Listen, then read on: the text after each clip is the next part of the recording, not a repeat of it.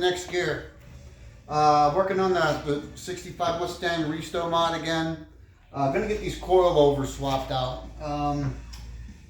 This rear end setup actually came with the car, but it wasn't installed properly. I need to make new links with left and right thread heim joints. That's the way I decided to go. But anyway, after getting the ride height right, getting it centered, and actually driving the car for a while, I did notice bottoming out in the rear, on occasion, especially when you hit a slightly heavier bump, led to some knocking around. And what do we do as mechanics when we find a problem? We ignore it, right? We turn up the radio. Now, I dug into it, looked at it a little bit. These are actually made for 14 center, which would be the ride height. Of course, to determine the ride height, you need to put the car down, or this is what I do anyway. The suspension needs to be fully loaded so you can determine your ride height, and then you can see where the center distance is between the two mounting points. So mine was around 12 inch, and that's what the folks at Viking Performance told me that, or these are the parts that Viking Performance provided to get us where we need to get. I wanted to give some detail on my part selection and how the manufacturer recommends you assemble these units. They're pretty straightforward, but I would say first and foremost, they give you a big warranty, or a warning, not warranty, yeah, there is a warranty, but they are adamant about applying anti-seize lubricant to these threads. Of course, underload or underload adjustments are gonna affect the threads and the thrust washer as well, which is this part right here. But anyway, we have the locking nut, which goes on first. We have, I'll call it the carrier nut with the thrust bearing. Then the spring slides over that. Of course, all this going on the strut or the coil over. Then we have the cap. Cap slides in and up.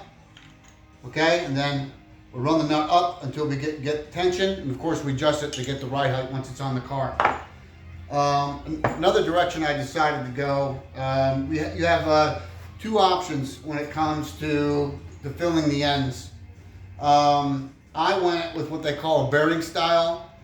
I like to use the bearing style rather than anything neoprene or with any give in it, because over time, basically the function of a coil over is to support weight as long as, or as well as control the ride. So if it's going to be constantly under load, constantly holding weight, I feel like it needs a solid connection. So that's why I went that direction. To each his own, right? And then of course those are held in with snap rings on either side. All right, so I'll get these put together. I'm going to do a little detailing in here too as well.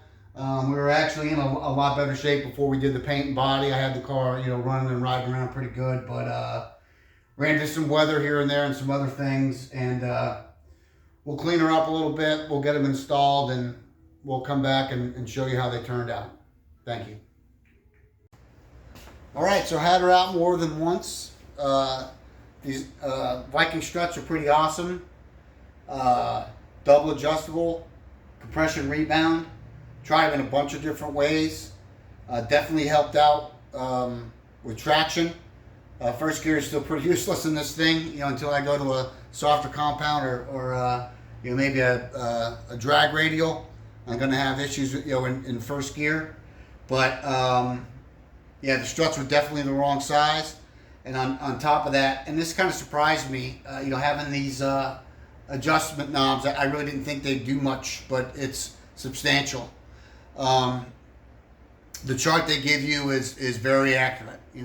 I would go from one extreme to the other, so you can definitely feel it. One thing you might want to watch out, if you have clearance issues, if you go more for comfort, you may rub your tire, if you don't have the clearance. I mean, I did okay, but You may not. So yeah, I mean that's it for this install. Pretty simple. Just get the measurements right. Talk to your tech advisor. He hooked me right up, and now I'm good to go on this end. So share, like, and follow, people. Appreciate you.